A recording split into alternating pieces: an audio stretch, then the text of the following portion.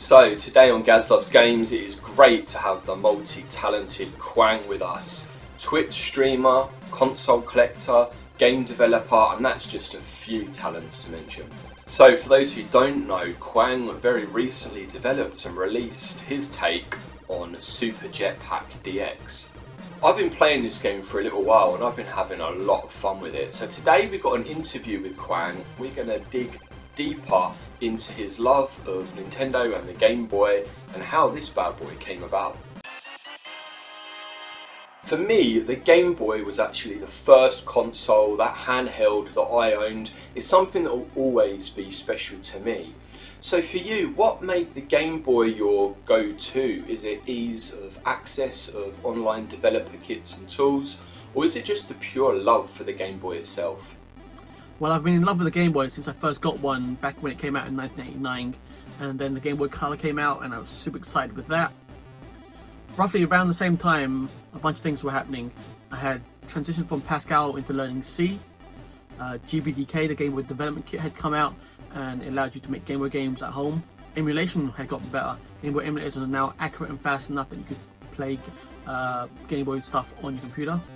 Also, Bung Enterprises had released their flash cart and allow you to put your Game Boy stuff onto a cart and play it on the physical Game Boy itself. And so it was super exciting to be able to make something and play it on a physical Game Boy.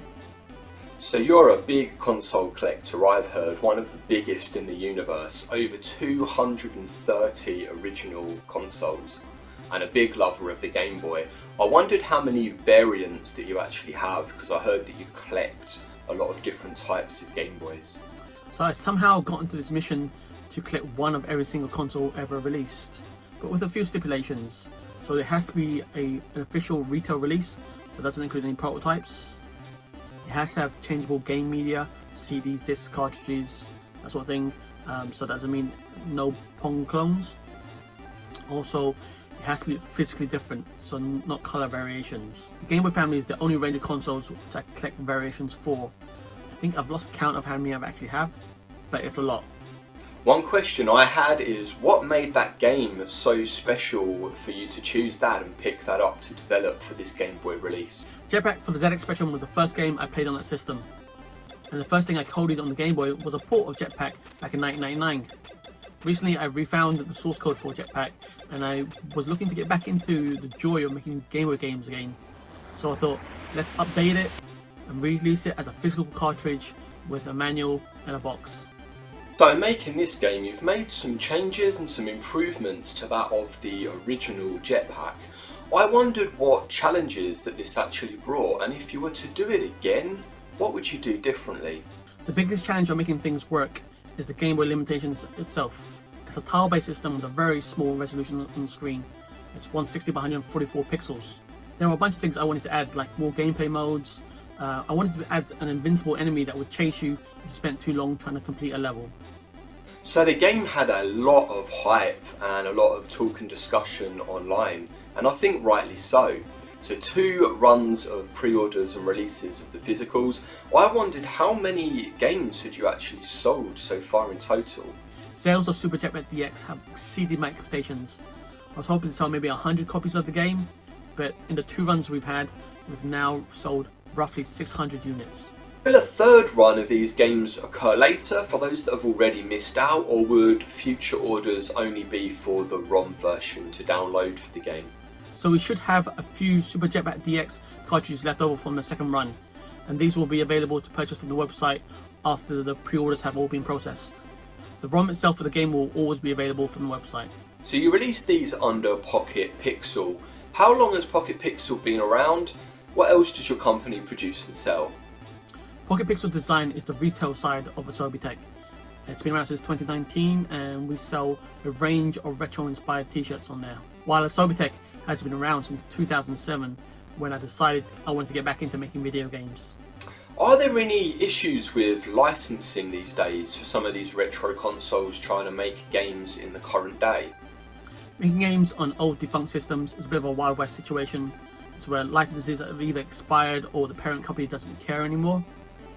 The hardest part you'll find is finding the tools you need to make the games themselves, and then finding someone to make the physical production of old cartridges or media. I always imagined Nintendo would be kind of quite hard and challenging to crack. How would that work, do you think? How would it work trying to get an independently released game released on a Nintendo platform? Releasing an independent game on a modern system is a lot easier than it used to be, where the companies that make the systems now recognize independence and they actively encourage independent game developers to make games for the systems, providing support and tools and things like that. So I was then wondering, what is next? Are there any other retro physicals that you're working on, things that we can look forward to in future? I do currently have 2 more Game Boy prototypes in the works, as well as many other ideas. I also want to make games for the Atari ST, the ColecoVision, the Spectrum Next, and wherever we can, we'll try and make a physical release for sure. Thank you very much. I've been Quang DX from Asobi Tech, and you stay awesome. Thanks, Quang, mate. Really enjoyed doing this. I was really looking forward for the chance to interview you because I'm a big fan of the game, man. It's in the Gaz Loves Games Room of Fame. I'm playing it heavily on my Game Boy Advance at the moment. One of the things I like about the game is how it does render the different modes. So whether you play that in your Game Boy, your Game Boy Color, or in a Game Boy Advance, it's programmed to deliver an authentic experience depending which Game Boy you play the game on. So I hope you guys have enjoyed this too. Do go and check out Quang's Asobi Tech store. Check out Pocket Pixels. I'll put some links down in the description. If you're new to the channel, guys, do feel free to hit that subscribe button and I'll see you guys in a future video. Yes, mate.